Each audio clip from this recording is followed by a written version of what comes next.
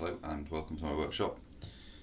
Today I'm going on a journey of discovery to replace the blade in my MacAllister sliding mitre saw.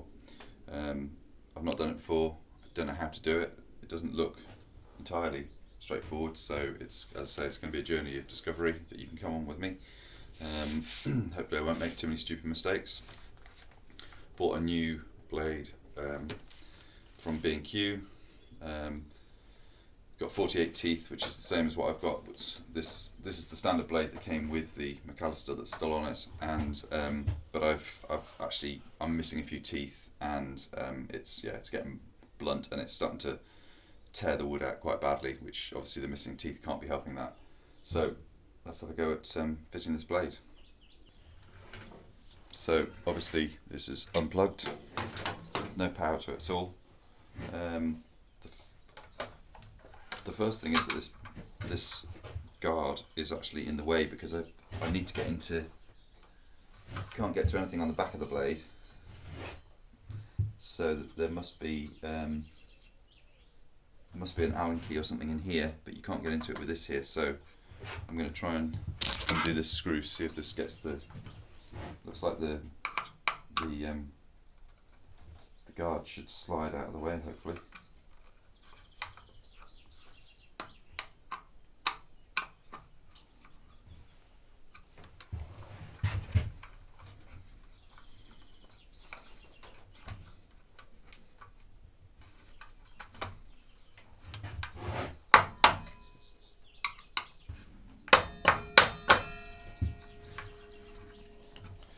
Okay, good old trusty hammer. It just needed a bit of persuasion. Just realised I wasn't wearing my microphone, but it was there, and I think hopefully it was picking up the sound. But yeah, that just needed a bit of persuasion with the hammer, and then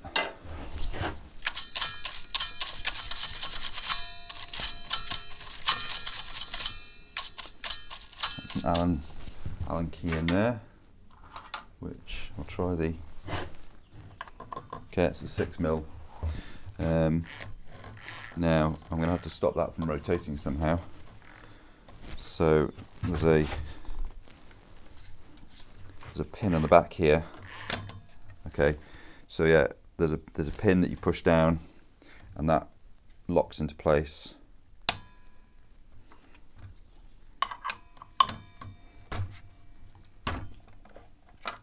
Okay, and then you go the clockwise, which seems illogical, but a lot of power tools do that.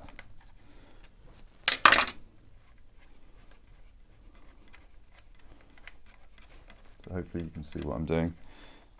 The centre then comes out, that central screw. I'm guessing that washer, just check it for okay condition, which it is in okay condition, and then that should lift off.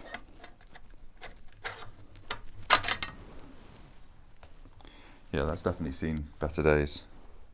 As I say, there's a missing tooth there. It looks like there's only one missing tooth, but they've definitely served their time. Obviously rotational, the arrow going around that way.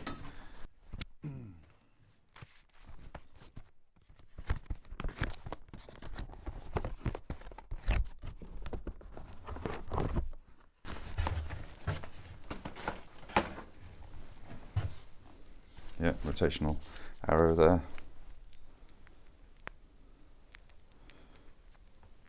It's got a protection. The teeth are obviously quite sharp. I'm just trying to work out. I think I can put it on with the protection still on and still get the protection off. We'll find out.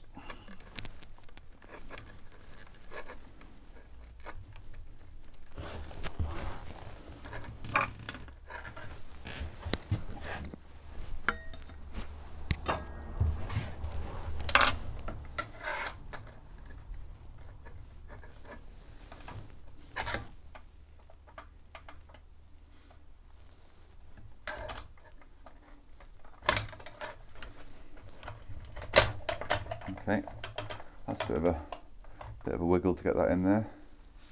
That's in and seated. So put the washer back on.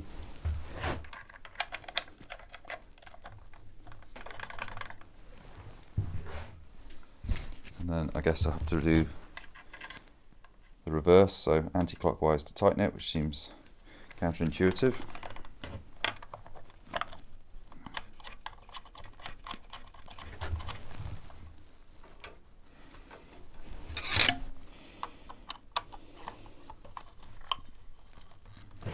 Then again use the locking pin. Okay, that's it.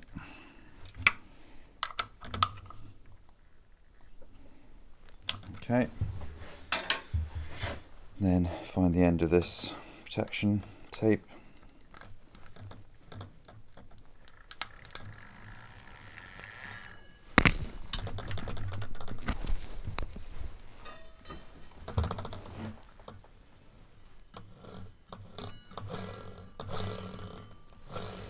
Okay, so then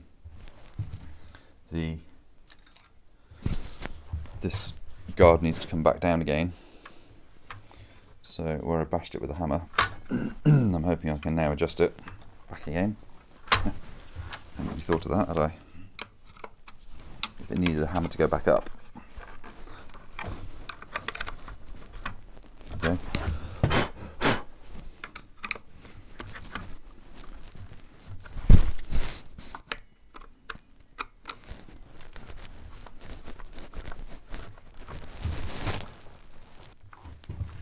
With an extra set of hands here, to be quite honest, because this is spring loaded. It's trying to go back up all the time at the same time as me trying to tighten it.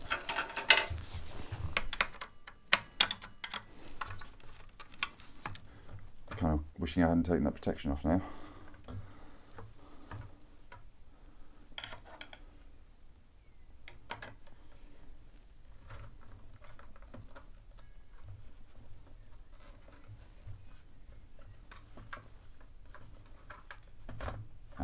Okay, wasn't down far enough. Yeah, definitely extra set of hands job. Okay.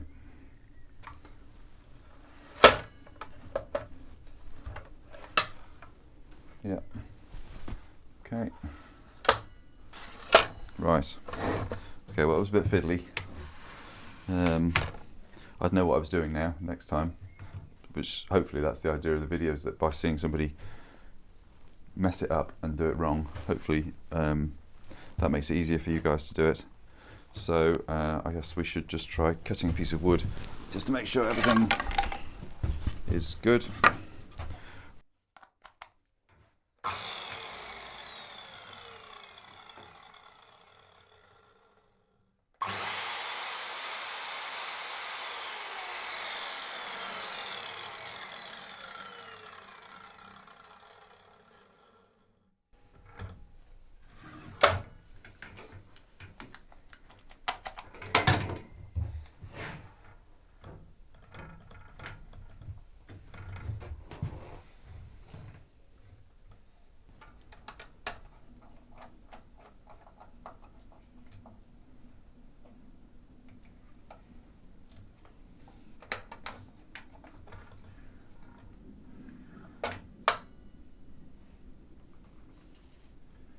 Okay, so that's quite interesting.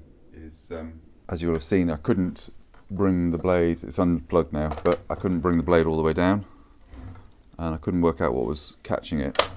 There was this lever here, which is connected to the mechanism for this hood. The screw had actually come undone, and as a result, when I was actually pulling this down, it was catching on that screw. Now, I had no idea that that was coming loose. So I might just go around and do a quick nut and bolt check, I think, everywhere that I can see a nut and bolt and screw, just to check that everything looks. That's a bit of a worry that was loose. I mean, it was just about to fall out. Yeah, that's a bit of a worry. So yeah, right down right down here where this lever is, hopefully you can see that there's a screw that's actually holding that lever to the base, and as you can see it's got free movement on it, but the screw would actually come loose. I might put some Loctite on that, I think, to make sure that doesn't come loose again. So there you go, there's another nugget hopefully that we picked up from this experiment, is if you've got one of these sliding mitre saws from B&Q, check that bottom screw, just literally just in here, and yeah, I'd recommend putting some Loctite on that. And now that does go down, all the way down. So let's do the cut test.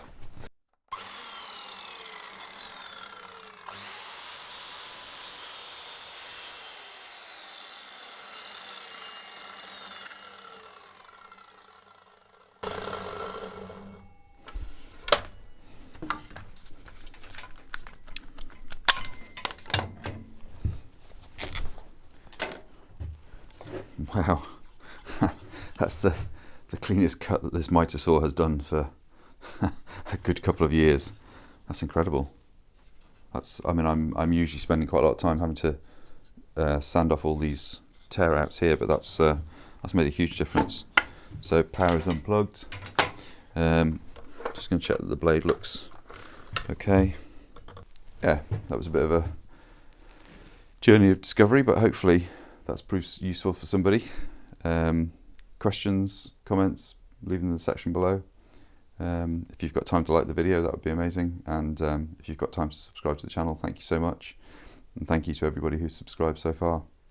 Until next time, stay safe.